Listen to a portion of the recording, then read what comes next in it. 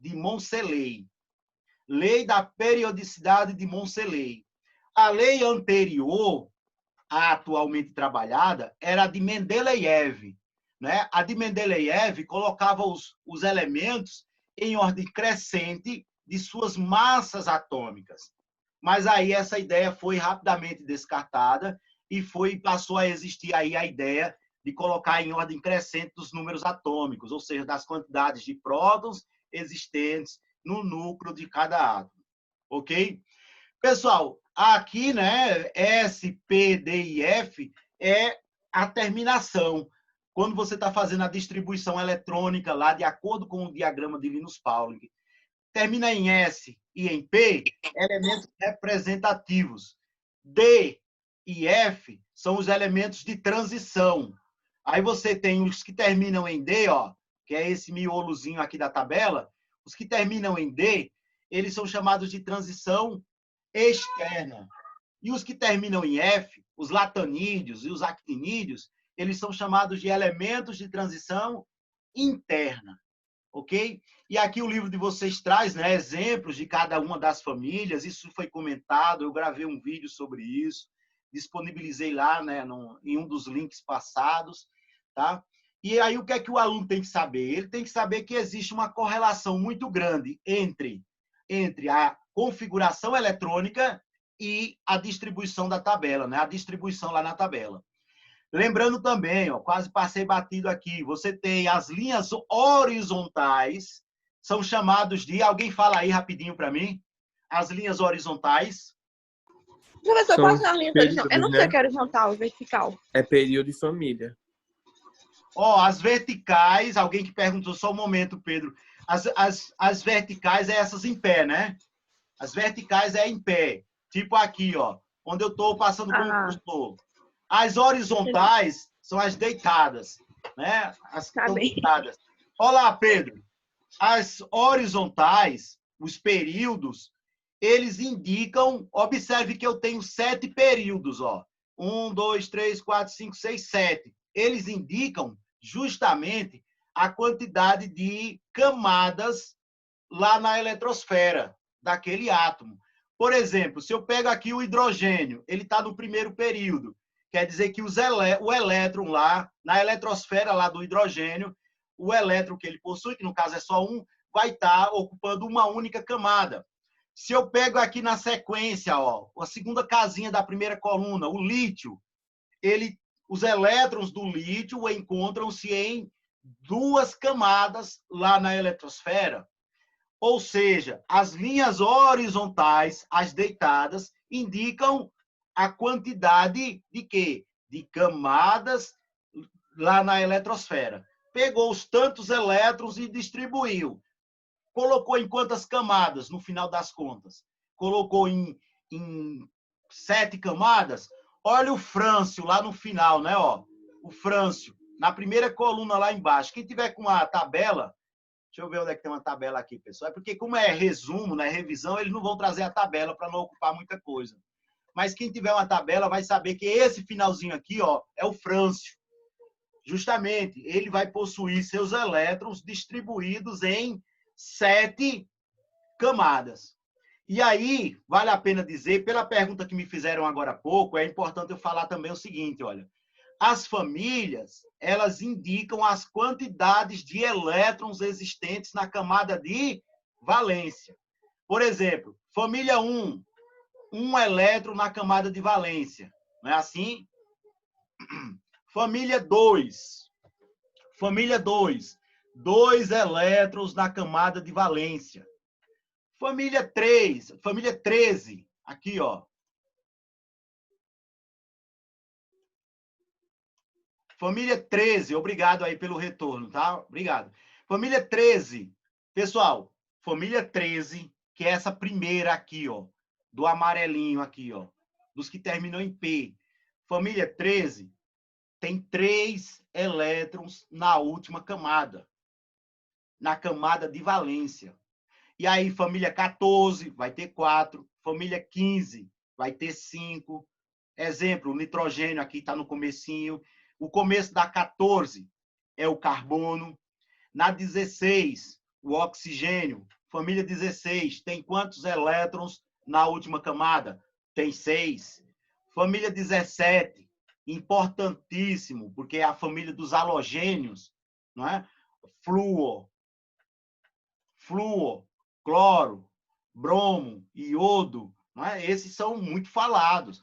Eles, família 17, né? Halogênios, tem quantos? Tem 7. Aí você vem para a família 18, que tem 8 elétrons na camada de valência. Lógico, com exceção do hélio, que tem apenas 2 elétrons. Tá certo, pessoal? Então, vê, é importante essa ideia. O aluno, ele não vai se preocupar em estar decorando o número de massa, número atômico, não é? Ele não vai estar decorando isso. Ele vai decorar a tabela periódica, Não, mas ele tem que saber, ele tem que ter uma ideia de como a tabela periódica é construída, em quais conceitos ela se baseia para poder posicionar tal elemento em tal canto, não é? Então, fica aí essa dica, tá, pessoal? A aula de hoje é uma aula bem curtinha, né? Por conta que o pessoal está do simulado e também preocupado com o simulado, né? Mas aí, olha, eu quero... Tem, inclusive, lá um vídeo que eu resolvi algumas questões dessa, tá?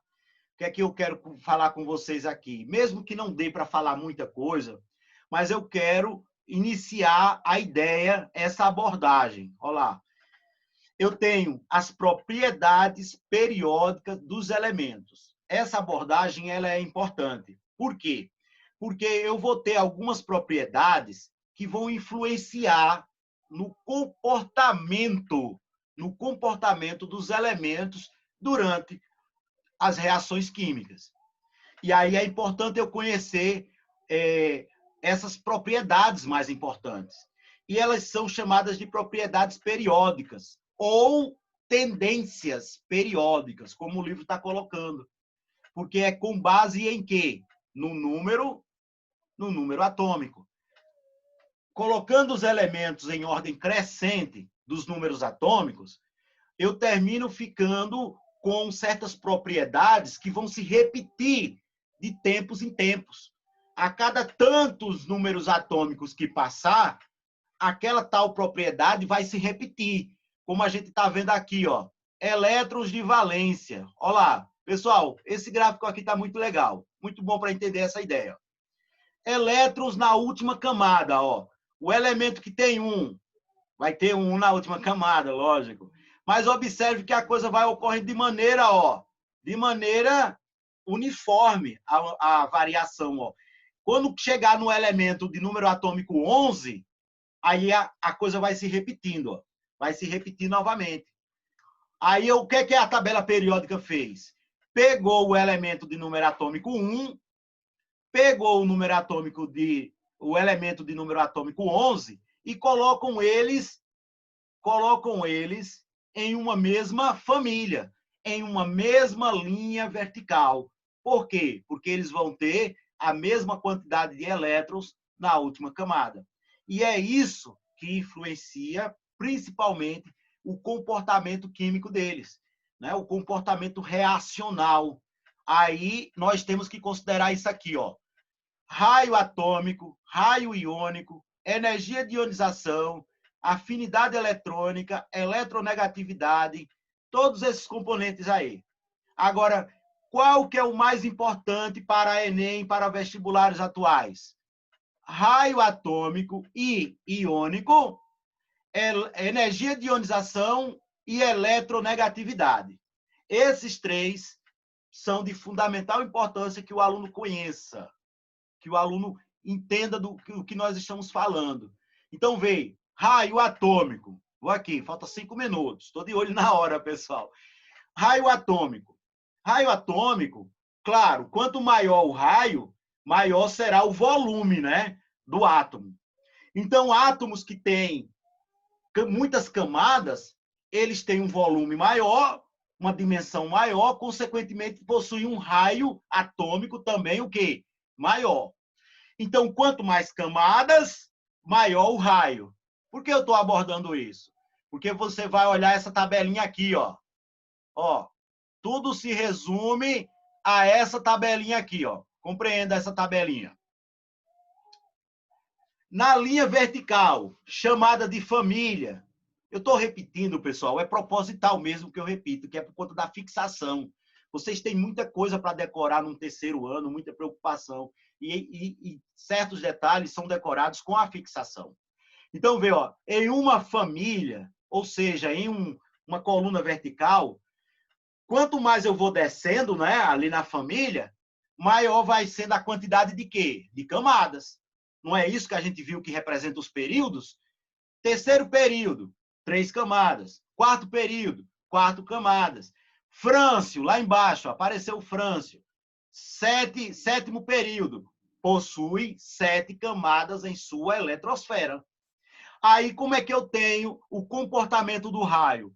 Quanto maior a quantidade de camadas na eletrosfera, maior o tamanho do átomo, maior o tamanho do raio. Ou seja, aumenta de cima para baixo. Já no caso no mesmo período, professor, e se eu tiver no mesmo período? Ou seja, com átomos que possuem a mesma quantidade de camadas eletrônicas. Com átomos que possuem a mesma quantidade de camadas eletrônicas. Aí como é que eu vou fazer? Aí você vai pensar, por exemplo, lá, quem está com uma tabela perto aí, dá uma olhada no... Vamos pegar 2 aqui juntinhos.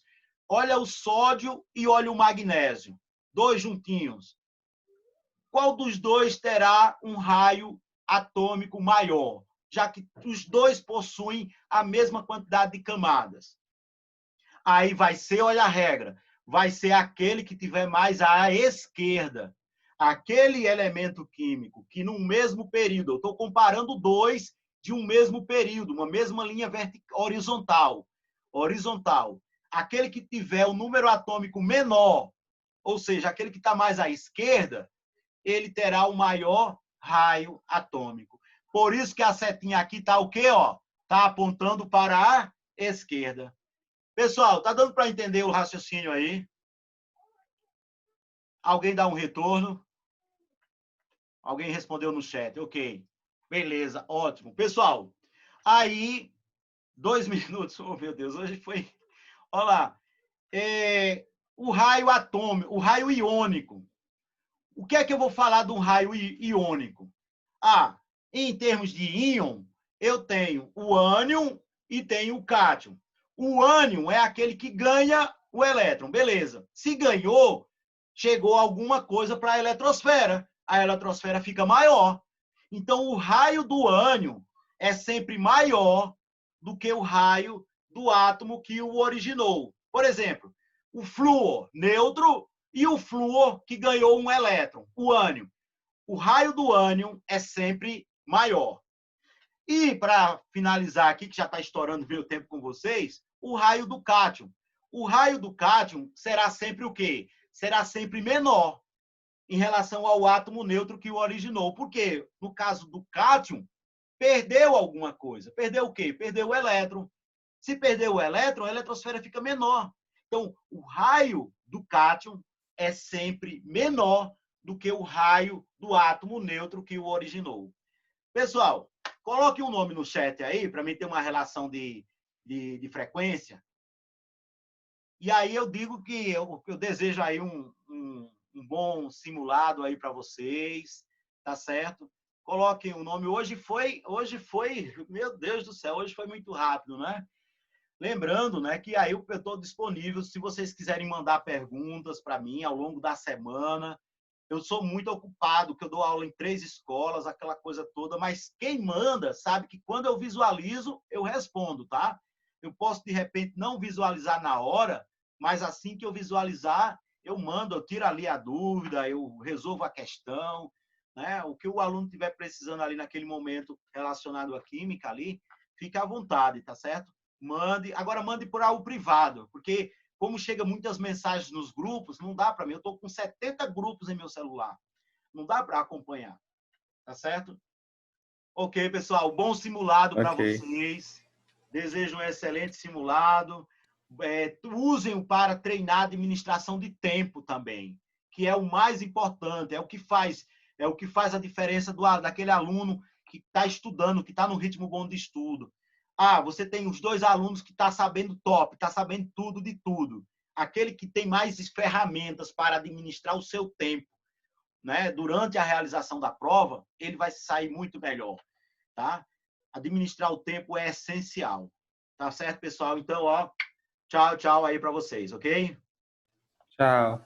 Valeu, valeu.